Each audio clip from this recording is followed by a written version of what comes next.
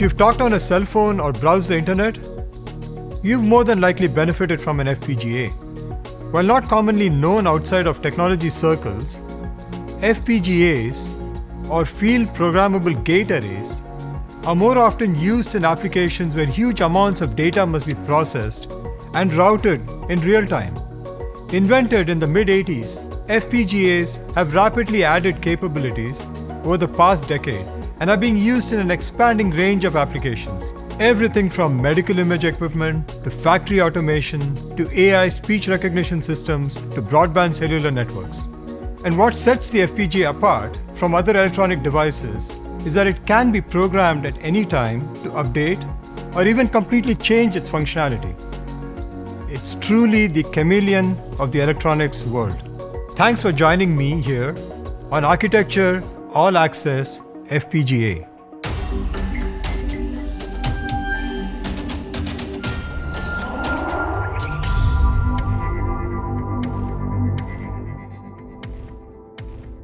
First, a bit about myself. My name is Prakash Iyer, and I've worked for close to 3 decades in this computing industry as a technology designer and implementer, almost all of it at Intel after my graduate studies. I've experienced 3 major epochs during this time, each energizing the kid in the candy store inside of me to make an impact. My first decade was all about the compute spiral. More software begets more and faster CPUs, which then begets more software. The second decade was about creating mobile, connected everywhere devices and unifying the experiences around data, voice, and media. The third decade, building on, has been about big data and intelligence and acceleration of data processing in industries all around us, which is precisely the setup that was tailor-made for FPGAs. In my talk today, we look at the basic building blocks of the FPGA and how those building blocks are combined to create the FPGA as we know it today. We'll also talk about how FPGAs are programmed and review the cutting-edge applications that FPGAs are enabling. Ready? Let's get started.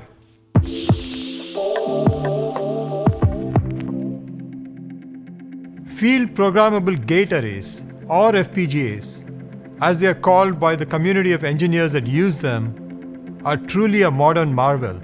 As the graphic shows, at their more basic level, they let designers build a computer chip from scratch. The job of an FPGA developer is more like of someone who's designing CPUs rather than someone who writes an application that runs on a CPU.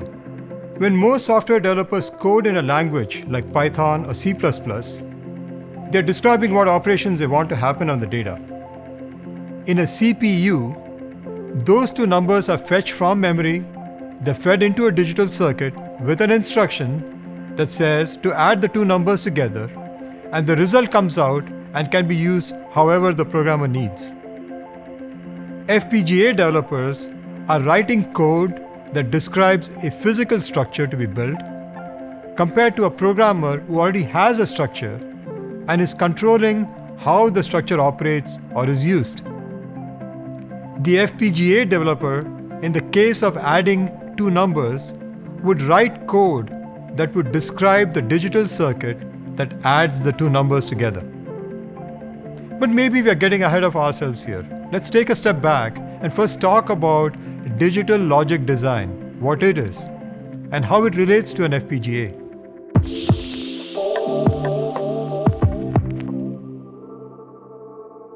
Before we can truly understand FPGAs, we need to understand the basic building blocks for these devices. The first thing you need to understand is that hardware designers use digital logic design to create all of the structures that make up a modern chip like a CPU, using 3 basic gates. These are the AND gate, the OR gate, and the inverter or NOT gate. The AND gate means that both inputs must be a 1 for the output to be a 1. The OR gate output is a 1 when either of its inputs is a 1, and the inverter simply transforms a 0 to a 1 or a 1 to a 0. De Morgan's theorem states that with these 3 gates, we can build all digital logic circuits. Now, underlying these gates, there are transistors created out of semiconductor material. Well, that is beyond the scope of what we want to get into. These details are abstracted away to make the FPGA designer's life much easier. Now, there are a couple more concepts we need to talk about before we delve into FPGAs. The first is a concept of a clock and a flip-flop. A clock is a voltage that rises and falls at a set frequency. The time between the rising edges of the clock is a period which measured in seconds or some fractions thereof. Once we know the period, we can figure out how many times the clock rises and falls in some unit of time. You'll often see this number when you buy a new computer called out as megahertz or gigahertz. FPGAs typically operate in hundreds of megahertz, meaning the clock rises 100 million times in a second. The second most important component for a logic design is a flip-flop. The flip-flop, also called a flop in short, is a storage device that can be created using the gates we just described. But what makes a flip-flop useful is that its input, which is called the D input, is only captured when the clock goes from a 0 to a 1. And that output is then stored on the output of the flip-flop. No matter if the D input changes, the value of D won't be replaced in the Q output until the clock rises again. Let's look at how we can use logic gates to build a simple function that adds two numbers together. Since transistors can only handle ones and zeros, all of our math must also only use ones and zeros. Here is what happens when you add two single-digit binary numbers together. If I add a 0 and a 0, I get a 0. If I add a 1 and a 0, or a 0 and a 1, I get a 1. But if I add a 1 and a 1, I should get a 0 because there is no 2 in the binary system. Instead, I would assert the carry bit, saying that the addition overflowed. So it's very similar to what you do in decimal math when you add from right to left. If you now add flip-flops to the output of our adder circuit, then every time the clock rises, our circuit will add two numbers and carry on the input and store the result in the output of the flip-flop to be used by some other part of our circuit. Congratulations! You've now taken your first step to becoming a logic designer. If you were to now go on and build this structure in a silicon device using the latest fab process, you would need to spend tens if not hundreds of millions of dollars. But the FPGA, which is also built on these latest fab processes, lets designers build the circuit at a fraction of the cost.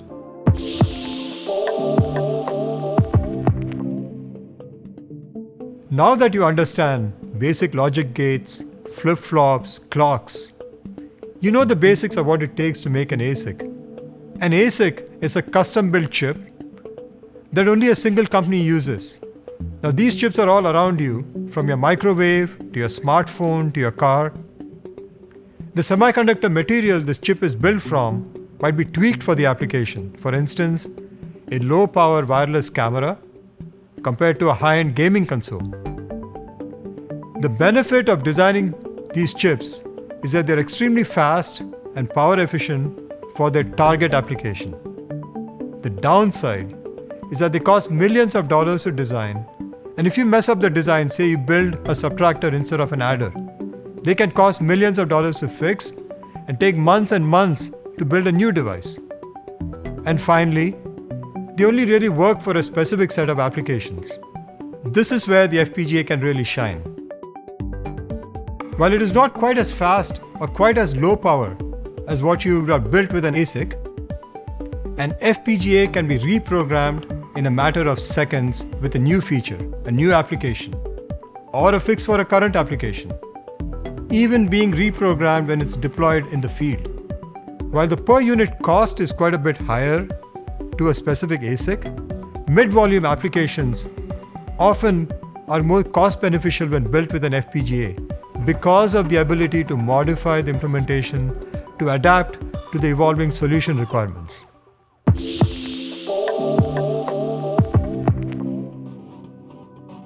Now let's take a look at the basic building blocks of an FPGA. The first fundamental building block that started this whole FPGA revolution was a lookup table. We call it a LUT, and that's connected to a flip-flop. As this picture shows, the lookup table allows for logic functions to be programmed. Now, how do we do this?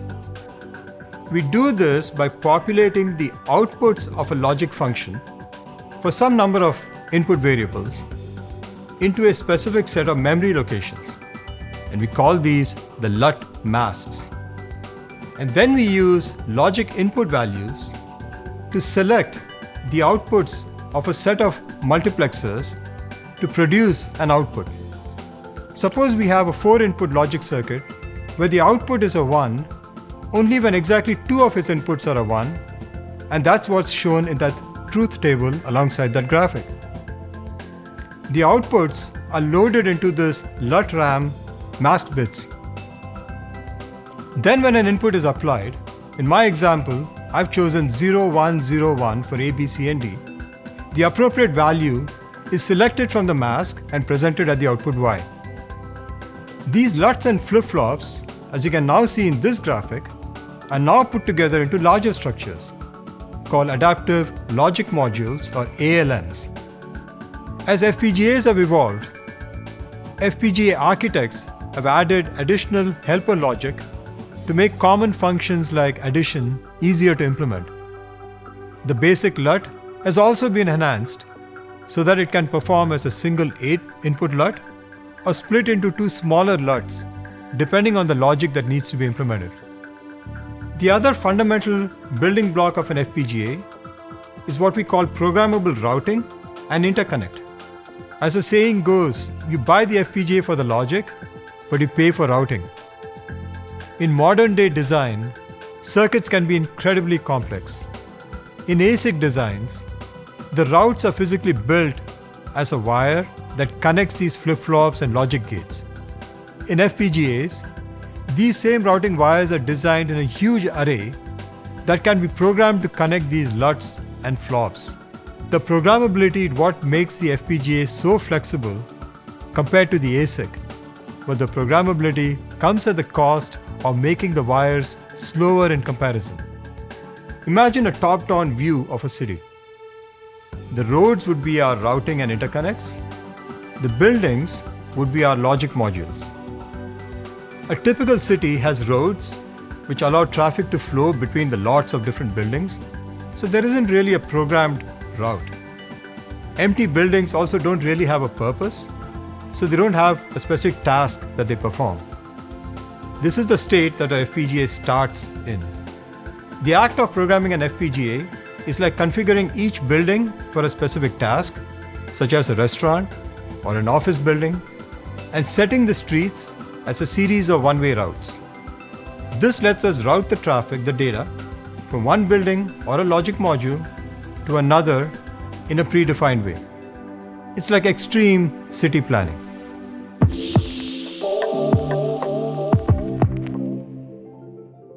As FPGAs have evolved, more and more hardware features have been added to make them both easier to use and better suited to a larger variety of applications.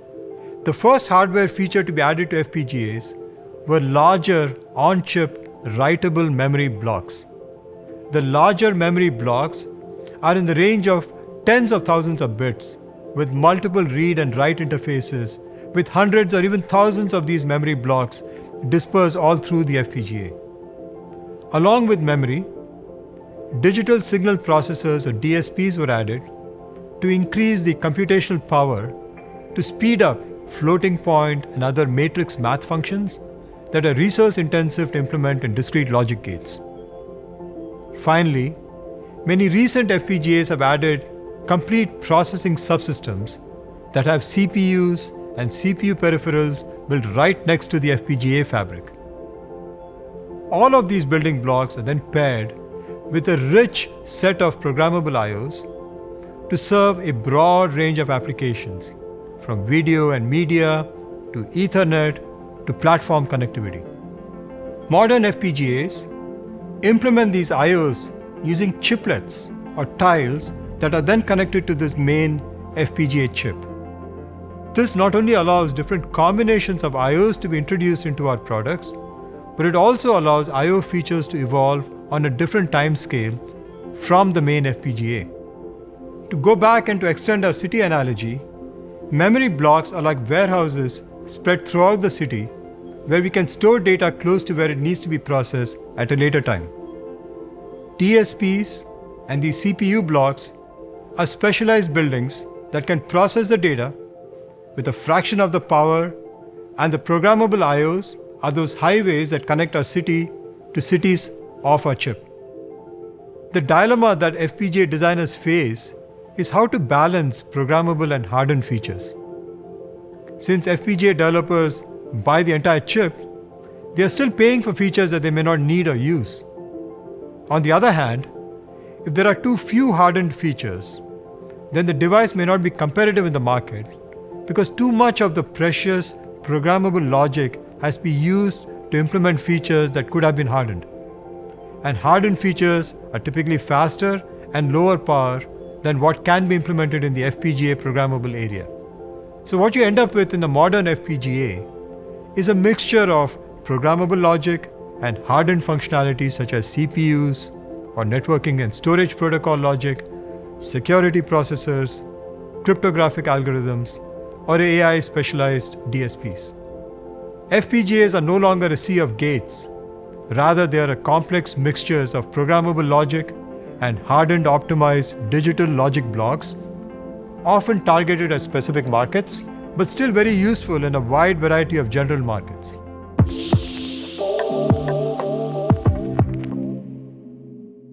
A discussion of FPGAs would not be complete without a discussion of how one programs for the FPGA. When FPGA developers write code, they are writing code to build the logic inside the FPGA, just like someone building an ASIC would do. And this is often done in one of two popular languages called VHDL or Verilog.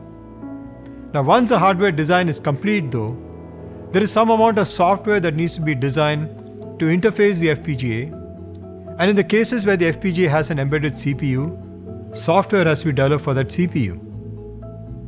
More recently, there has been a push in the industry to abstract the programming language of the FPGA even further. So in this case, the developer will write in a high-level language like data parallel C++ using a framework like OneAPI. In this design entry method, the designer explains the transforms that they want to happen to data, and then the language will figure out the right structure to build into a targeted FPGA.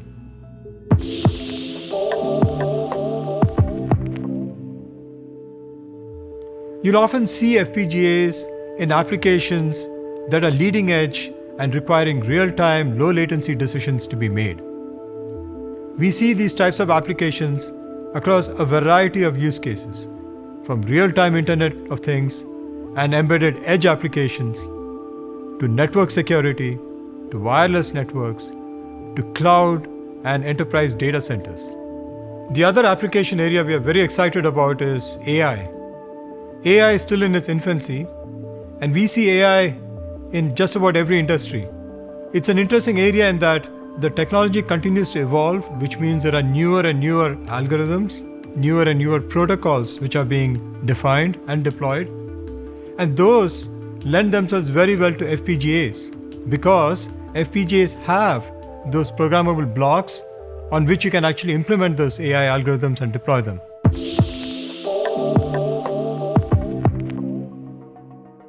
The capabilities of the programmable fabric and the hardened logic in FPGAs will continue to evolve in time as this industry evolves. In the bike race of technology, the FPGA is a sprinter that will jump out ahead of the pack. If the market lasts long enough or has enough value, an ASIC will eventually be made that will overtake the FPGA. But the number of races that the FPGA can compete in is greater than ever. and even expanding as FPGAs add more and more hardened functions. We expect to see a very broad range of FPGAs find increasing applicability. If or how the FPGAs may converge with ASICs, only time will tell. I hope you found this enlightening, and thanks for joining me here on Architecture All Access FPGA.